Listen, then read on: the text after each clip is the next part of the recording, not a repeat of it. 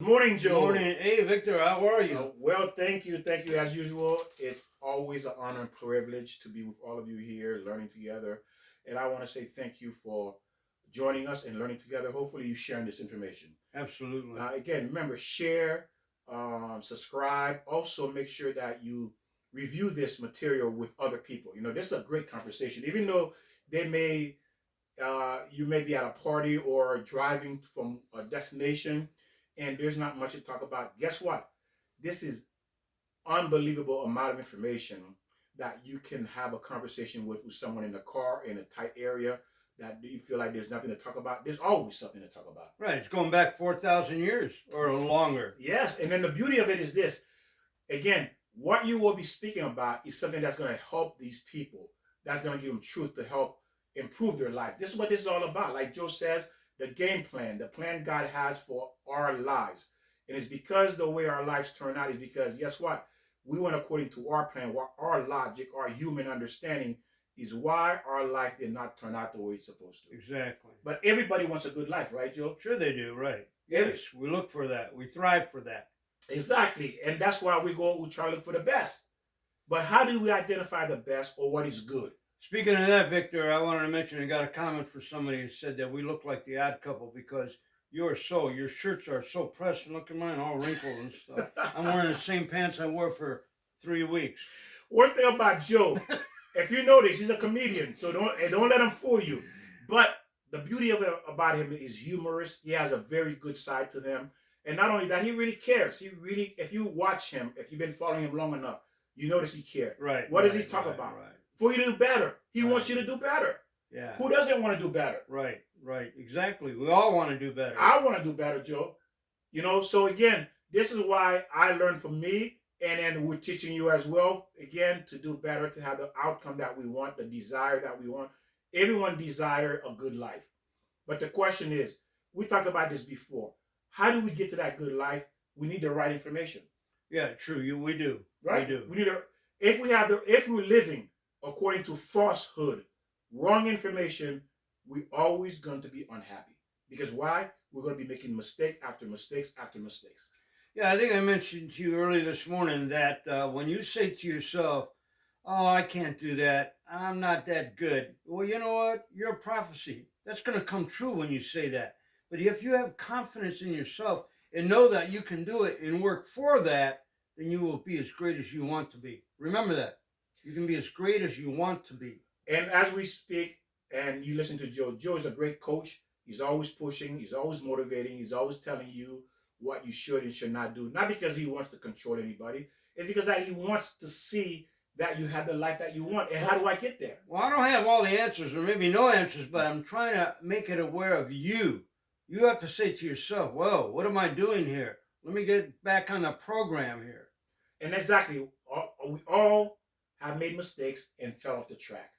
The question, or fell off the horse. Yeah. So what do? We wipe off the dirt off of us and we get back on it. But make sure this time you're getting on the right track. Right. The horse is heading in the right direction. The car is going in the right direction. Because if you're at an age of 30, 40, 50, you realize by now you've been heading in the wrong direction. And there's connections in that rail. If you're going down the wrong road, you can exchange your path to go to the right way. Look for God's answers. And again, it may seem like there's alternative, there's another option, another choice, but there isn't. It's only an illusion. There's only one truth, which is God. God's stamp, God's signature is truth. Listen to that. God's stamp and his signature is truth. Meaning that if you outside that truth, you're living a lie, a falsehood. Right. And guess what? If you're living a lie, a falsehood, this is probably where you are now in your life. Because guess what? There's no way you're happy. Because nobody's happy living a falsehood. No, nobody is. Right. So we're going to continue with marriage 1. The practical, mystical part about it, of it, is to say if you regard marriage as a partnership, it will never survive because each person is looking for the other to keep up with their part or their part of the bargain, right? Well, you mentioned, aren't we on marriage 5? Didn't we talk about marriage? We're still, this is the end of it. This is the last one. Okay, so not marriage. What do you mean by marriage 1? There's 2 parts. There's one for mystical application. Okay. then we're going to go to another part of the Okay. marriage. Yeah. Okay. All right. So we're completing the mystical and the practical part of it. This is the end of it. Meaning that the mystical man, the mystical woman, in terms Okay. of when you come down to heaven, what you really are. Remember what we said? The man is like the sun and the woman is like the earth, where the man is giving energy to the earth. The same way when a man is intimate with a woman, his seed goes into the woman. She is the receiver. You see, that's the way God designed. If you look at the structure, God too. If you look at vertically, God, heaven and earth. What does God do? He feeds earth. What does the sun do? It feeds earth. What does the man do? His seed goes into the woman. You see, so it's always flowing in one direction. The spiritual component of it. This is how God designed the world. So we're still completing this part of it toward the end of it, the mystical and practical part of it, but it's broken up into different pieces. All right. So that way you can go back and review sections of it that you want to relearn again. So it's not all mixed up. You're not sure where to go. If there's an area that we cover, you want to go back to that teaching again, then you know which one to press to relearn it again. Okay, good. So again, that we're looking at, again, we're talking about partnership, Joe. Marriage is not a partnership. It never was, it never is. Because let's look at it, let's go back a little bit. When God created Adam, we were talking about this, I think, a couple of days ago. When God created Adam, it was just Adam. What did Eve come from? Eve came from his rib. Part of him. God took part of him. When he took out part of him, he also took other parts of him as far the emotion, the sensitivity, the caring part. Not that he doesn't have it, but again, he created Eve from the essence of Adam as well. So, meaning that the woman is the man. You are one. You are one. Just like... Okay, so not a partnership, but you're one. You one. There you go. Okay. You are one because you got to fuse back together. Being back down here on earth, God created you for you to fuse. You may not be able to fuse physically, but emotionally, mentally, you fusing back again. So again, it's having the ability to look at your husband and say, I know what he's thinking about. You look at your wife, I know what she's talking about. If it's done properly. Yeah, a lot of people say that they know what each other is thinking, or what they would do in a situation, right? Because it says that the woman knows the man far more better than any other person in his life. That's if you find your soulmate. I don't think if you don't find your soulmate, that connection isn't there. And don't forget, when we talk about oneness, it's also, we have three people in there: the man, the woman, and God. Yes. So we have to talk. And you're take right. that into play. There you go. There's three people in a marriage. Well, not three people, but there's three entities. Well, one entity, which is God. One entity is God, and then two human beings, husband and wife.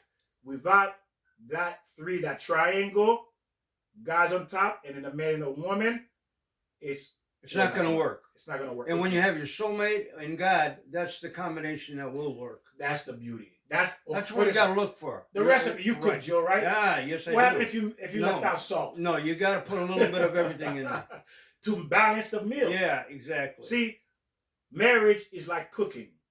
If it's missing one ingredient, guess what? Or it may not taste as good, and you may not enjoy it as much. Why? Because it doesn't taste that good. Well, anything that works correctly. I mean, look at a car. You have 4 cylinders. If you only had 3, it wouldn't work. What about in a concert and people who play instruments? Without the drums, it's not going to be a what's it called? Not the band, orchestra. Harmony or orchestra. I'm talking about. Right. You took out the quarterback in a football team, so you need all those elements. That beautiful, Joe. That is beautiful. It's true. You need all those elements for it to run beautiful. Think about it. All of us like music pretty much, and think about your favorite musician, and imagine he was gone or she was gone. Mm-hmm. Would it still be the same thing? Right. No, in that orchestra, or no, it'd be something be missing. Yeah, so there you go. Something gonna be missing. Even if they find another lead singer, or another drummer, another pianist, another keyboard, whatever you want to call them, it's never gonna be the same. And people realize that if they don't find the right soulmate, then something's missing. You go, this is a great marriage, but there's something missing. You know, it's not a great marriage then if something's missing. There you go. You know, you got to have all those elements. You know, like we said, the both spouses, God, and then there's more. There's the Old Testament, the Torah. There's the Ten Commandments. There's the righteousness. There's a lot of elements that play in the marriage. Yes, without those, true happiness and joy cannot be. Balance. Because even though there are exceptions to the rules, but the problem is this: if these people don't know God and something happens, let's say the child died or something happens, tragic happened, sometimes this relationship, even though it looks great, it's been great for 20 years, it could fall apart. Because why? They have no foundation. Right, and then they don't believe in God. Because if you really believe in the Creator, in God, and if something tragic happens, that's His plan. I mean, it could be devastating, especially like Victor said, missing a child or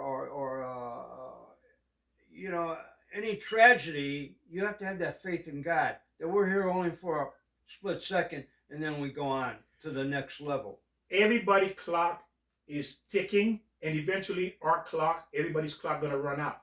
Everybody's clock eventually runs out. The question is, do you want to leave this world without actually applying the Creator rules to marriage in your life? And people are miserable in their lives. They're miserable because they make the wrong decisions, and they're not making a decision with God. We're making the wrong decisions. Find out what you really need in life and go for it. Find your right soulmate. Okay, what are you talking about, soulmate? You know when you meet a person, if they're, you have to look at their family structure, how they treat everybody in the world. You have to look who you're marrying. Know yourself. Yes, that is true what Joe said. You have to look for, again, remember we talked about this. Again, we'll go over it for those of you who are new to the channel watching is this. You have to look, first thing, there has to be an attraction, but the most important thing is the character of that person. Right, very good, Victor. Character means quality. Don't you want a quality when you go get your hair done, you want it to be quality? You get your nails done, you want it to be quality? You get a pedicure, quality, a purse, a pocketbook, quality. Yeah, everything. Car, house. You want quality. Let's go further. Ah. Your high heels, you want quality. Yeah. Your dress, quality. Your outfit, quality. You want all those things to be quality, but yet the most important thing in this world, which is your spouse, your soulmate, you're not looking for quality. You go out right. And get garbage. Right. You go, well, maybe that'll work, or you go get garbage. I'll settle for that. If you are in a relationship right now, it's not good. Guess what? That's because you're not good either. You're not quality. It's hard to hear, but again, if you were quality, you would have went after quality. Exactly. The same way you go after quality for your nails, for pedicure, for your hair, for your makeup, for all those things, you're looking for quality. Why didn't you do it with the guy or the woman? Because you're not quality in that area. Victor, I didn't mean to go there. We're being redundant. No, so but again, I don't mean to always bring it up. You're fine. Repeating myself. No, the reason why we're doing it as well for those who are new to the channel as well, right. to catch up, to understand where we are, and for them to have a feel for where we're going with all this information. Again, you need to understand yourself first. Look at you first before you look at the person. We do. We don't even understand ourselves. So we go out and get a soulmate. Yeah, we're always judging others. Say, oh, it's your fault. Yeah, it's your fault. It's always somebody else's fault. No, you went and got that person. You brought that person into your life. It's your fault. Not they only did what they're supposed to do. Because why? That's the quality they are. That's the quality you are too. So don't expect, if you didn't look for quality, don't expect quality. Right, exactly. So it says, I'm not getting my part of the deal from you. Because what happened is, everyone in this relationship, the man is looking for you to fulfill your part, and she's looking for you to fulfill your part. So what? This isn't, because why? They're looking at it as a partnership. Mm-hmm. Joe, you're not doing your part. Mm-hmm. And Joe said, Victor, you're not doing your part. Mm-hmm. You see? So again, that's not marriage. That is a business transaction. Everybody got to understand their responsibility in the relationship. Whatever it is. It's a football team. It's a business. It's a contract. You got to know your responsibility. And a man should look at his wife, what would my life be without her? Meaning that, compared to what he had before as a bachelor. That's how a man needs to view his life. You know what? What would my life look like if I didn't have her in my life, my wife in my life? If she's the right woman. Say it again, Joe. The right person. Oh. Yeah, I can do without them if they're not doing their contract. Yeah. or responsibility there you or go. obligation. What would my life look like if I didn't have her? What does she do? What does a woman do? She cook, she clean, she wash my clothes, she put up with my stinky underwears. Ooh, yeah. Woo-wee. And sometimes it could be stinky, right? Ooh. But Speak she's for yourself. Go ahead. but guess what? She still picked them up, put them in the washer. Uh-huh. And then when you get home, even though she dealt with your stinky underwear, "Mwah, how are you, honey? How was your day?" You see, like Joe said, the right person. But look all the things in a warm dinner every night, and she's loving you, she's caring for you. But what did you have before her? Nothing. You had cold food, cereal, Snicker bars, eating out, hanging out. You had nothing. You came home. Pizza. What are we having tonight? Pizza. Pizza and beer. Yeah. Pizza and beer. Look at that box over there. There you go. Pizza from last week. From last Who's week. cleaning it up? No wife. Not that the wife has to do it. Yeah. You have your own responsibility. But because she loves you, because she cares for you, she does those things. Look what you have. That's what you have to look at, gentlemen. What did I have before I had her? This is not a partnership. She is doing everything for me. That's how you have to look at it. This is not a partnership. She's doing everything for me. And if she's working, then you do everything for her. Well, it should be hand in hand. Everybody gets in and pitches in. If one person cooks, maybe the other person cleans. If it's vice versa, I mean, whatever. Everybody pitches in. It's nobody's responsibility to do cooking, cleaning, ironing. Everybody chip in. And that is true too. As well, if you made the arrangement in advance, you tell, hey, the man could be a better cook. Hey, I'm say, cooking, baby. Joe said he's cooking. She cooking. may not be a good cook, but again, because Joe's a good cook, then Joe cook. If that's the arrangement you made at the beginning. There you go. Exactly. So, whatever arrangement you made and you agreed to it, stick with it. Of course, if you want to alter and change it, of course you can alter and change it. But again, this is something you must discuss and say, look, I can't do this anymore. I don't want to do this anymore. Whatever the case may be. But again, you have to communicate. There's going to be changes. It's not that you just surprise them, okay? Again, these things have to be upfront before you move forward with this relationship. A man is supposed to say to himself, I know who I am. I know I don't have anything. I know I don't deserve her because look how beautiful and wonderful she is. And I know I'm garbage. But she's willing. This woman has given her life to me. This is an awesome human being. She's willing to give her life to me. And I know I'm garbage. I know I don't have much. Of course not. Of course. There are men who are truly garbage. And there are men who are good. Right. But again, you must look at it through your own eyes. What am I really? Do I really deserve this wonderful woman? Look how wonderful she is. Because see, we have to keep that in the forefront of our mind as men. That our priority is to your wife. She's the priority. She must be in front of your mind all day long. She can never leave your mind for 1 second. Well, that's what each spouse should do. You should have her and him in your mind. Not constantly, because we all have a responsibility, but they should be on the top of your list. Yes. Your spouse. Not the woman, not the man, but the spouse. And God. Keep those three things involved in your life, and you're going to be, well, let's hopefully happy if you're not tempted by the devil. Yeah, and then you would say to yourself, I would be opening a can of peas, cold peas. I would be eating dinner, cereal. I would be eating a greasy hamburger. Now I don't have to because why? I come home to a warm, good meal. You see, because of her, your life is enhanced. So this is why she's the most important person in your life.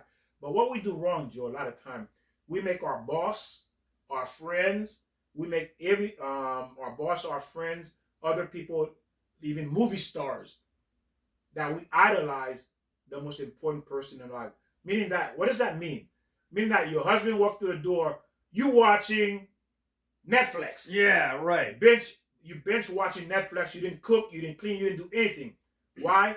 Because that person or that show or that person you idolize on that show became the most important person in your life, not the man you married to that you devoted or made a agreement before God. You're gonna spend the rest of your life with this person. Sometimes we take things for granted. It's like, well, I'll cook later, or I'll do that later. We take it for granted. Well, you know, He will understand. I yeah, was watching Netflix all right, day long right, while he was at right, work. right. Is that being And fair? that's how marriage goes. In the beginning, it's all honeymoon, honeymoon, beautiful, beautiful. And then each day goes by and it kind of like slips. Why does that happen? We take it for granted. Ah, We take her for granted or him for granted. That's the one thing that will kill a marriage very quickly. it will too, yes. Within less than a year or 6 months, gone. Is you take it for granted. Okay? You can never ever take it for granted. Marriage is designed to grow in time. Love grows in time. It doesn't happen immediately. It takes 30, 40, 50, 70, 80 The years. true love, right? Because the beginning love, that's love also, but it's that hot passion love, which is good. Not saying it's bad, but then again, like Victor's saying, really, when you really are devoted to one another, it grows, it develops, and that's what we all want. Yes, because what God does in this world, He's giving us a taste. When you meet somebody, you're excited. You know, like they say, a flaming Flame, relationship. right? You know, it's hot, it's passionate. That's temporary feeling. God says, this is how you're supposed to feel all the time. I'm giving you a taste up front. Then if you notice, after 6 months, it's gone. You don't have that feeling anymore. Because God says, now you have to work to get back to that again. You see? And how long is it going to take you to work to get back to that feeling He gave you up front? 60 years. Ooh, You got to be really? working Mm. to get back to those feelings, to that passion that you had at the beginning. Marriage is work. It does, yeah. It takes work. It's work. Marriage is working on yourself and working with one another. It's not free. I could never understand that. I always thought, you know, why do you have to work in a marriage? I mean, it's there. You won the game. So I mean, why do you have to work at it, Victor? But that's true. You got to keep that passion. You got to keep that love. Like again, I think I mentioned that in the first year, people give notes to each other. You find it in the pockets or in a lunch bag or a lunch pail or whatever. And then as time goes by, you know, well, you know, they know I love them. I don't have to say I love you, darling, or kiss or whatever. It just goes on and it's forgotten. Take it Taken for granted. Yes. And this is, again, that's why you can't take it for granted, because marriage takes work to achieve, to reach. And believe me, if it's done properly through the Torah eyes, through the Old Testament, you're going to have a kind of pleasure, a sense of fulfillment, a sense of joy you can't ever even, at this level, you can't even imagine it. Why? You never had it to imagine it. You never had it. So you can't miss something you never had. And you cannot really understand something you never had either. Right. So education helps you understand what I'm supposed to have, what I'm supposed to do, what is this marriage I'm supposed to experience in this marriage. This is what it's all about.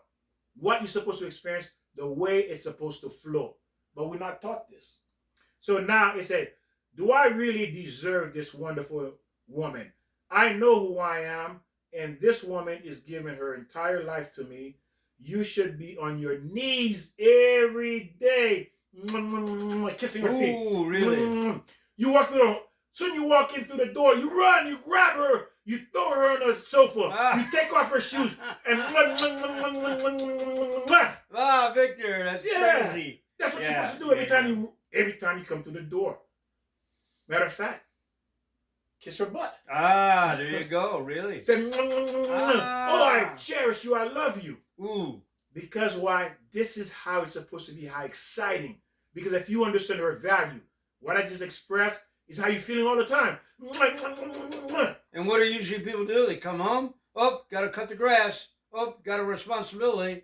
Got to do other things. But your first responsibility is your mate. Ah, say it again, Joe. First responsibility is your mate. And the way you have to greet her and see her all the time, you walk through the door, you throw everything to the side, you run, you grab her, you pick her up, put her on the sofa, take off her shoes, kiss her feet.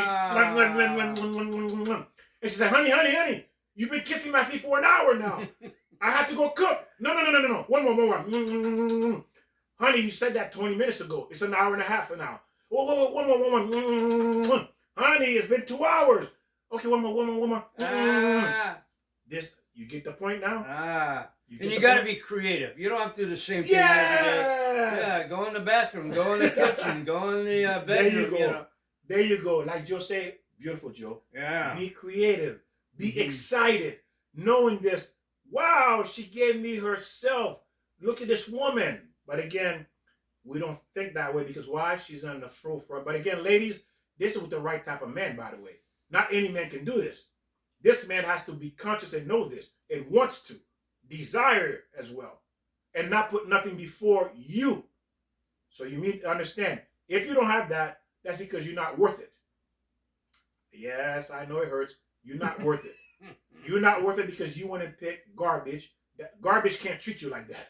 Right, that's true, right. Garbage can't treat you like that. You settle. That's all. Yeah, When there you you say go. garbage, you pick garbage. It's because you settle.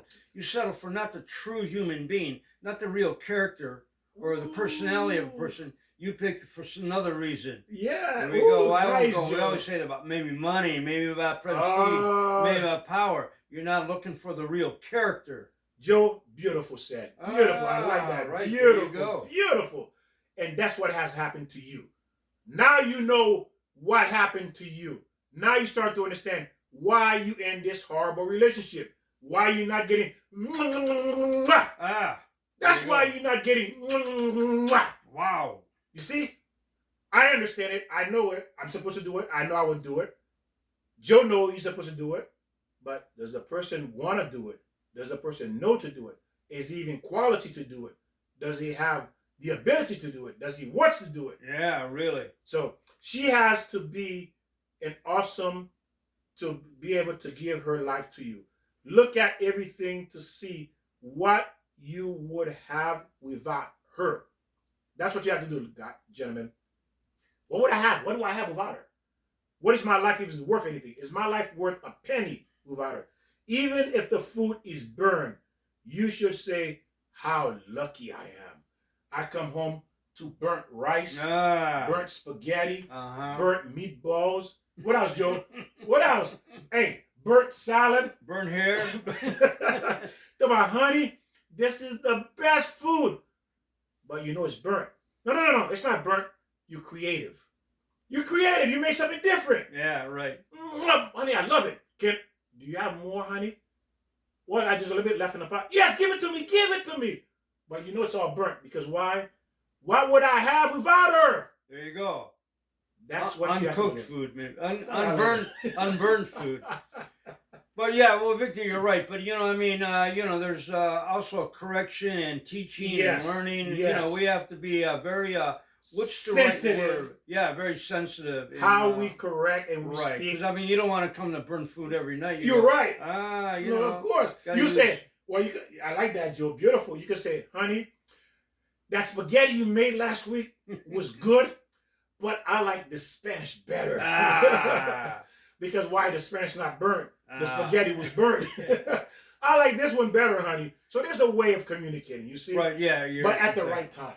Right. Not And doing that's it. what everything. We're talking about food, but Yes. that could be anything. The way someone's dressed, the way they drive, Mhm. in any way. And again, Victor is talking about, it's both Appreciating. right. It's both genders. Yes. We have to look at that in both and balance that out. Remember what you had when you were a bachelor, greasy hamburger and cakes and so on. Show appreciation all the time and keep her in your mind. And guess what? Call her, say, hey, honey, you at work, honey. You know what? That dress you had on, oh my goodness. Ah. Honey, you know what? That food you made, last week, oh my goodness. Honey, you look so beautiful this morning. I just had to call you Yeah, there you go. and tell you how beautiful you look this Yes. morning. But honey, you already told me that 20 times. I know. It doesn't matter. I want to say how beautiful you are. I love you. Mm-hmm. You're everything to me. You are my life. You are the air I breathe. That's rare. Many people don't do that at all. What? You know what? Again, me just saying this, I can feel it. I feel it. And I want to do it. Mm-hmm. I want to do it. And it's beautiful too. It really is beautiful. And see the Torah, what it's teaching you to do, to be conscious. That's what the Torah does. Because why? God wants you to have that. That's right. Conscious. That's Yeah. exactly what we got to be. Conscious. We have to be conscious of that Everything person. we do. Everything. We're talking about marriage, but it's in a relationship of, in your workplace. When you're driving, you have to be conscious constantly. You should appreciate all the time and all the time and for everything that she does. You should never criticize the things at the time it's an issue. Never criticize at the time when the thing's an issue. Let's say, like Joe say, you burnt the food. Don't criticize right there and then that, oh, honey, you burned the food. Don't say that. Say, honey, wow, you surprised me today. You always surprising me. Whoa, look at that. It smells good. Can I eat now? Can I, Can I eat? Can I eat? Show always, excitement. There's always constructive criticism, though. Yes. You're right. That's what we got to go to. Mm-hmm. No, you don't want to eat burnt food, so we got to know how to use that tactfully. Yes, Joe. I like that, Joe. Tactfully. That's the key. Tactfully, how to communicate. Okay? Now, you may not want to say it's burnt. You may say, I prefer this other dish. So she doesn't cook it anymore. Yeah. Because if you know she's burning it, say, you know what? I don't need to tell her she's burning it. Let me tell her cook this one. I like this dish. That way you know she doesn't burn this type of dish. Say, well, honey, I like this one better. This is really better. This is really top of the line. And guess what? She's going to want to cook it for you because she know you like this more. So she's going to let the spaghetti go, hopefully. Well, hopefully not. I mean, she got to learn how not to burn it. Well, like I said, as time goes, remember, the key is to build her self-esteem. You as a man, your goal is to fulfill every second is to fulfill your wife emotionally because she needs that emotional acknowledgement, that how you feel about her. Hey, Victor, here's a good tactic. If somebody burns something, then you say, hey, wow, this is good.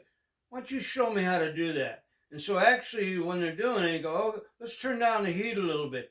And we have to be creative how we kind of like use constructive criticism. So if somebody burns something, go, oh, okay, let's see, how did you cook that? I want to learn how to cook it.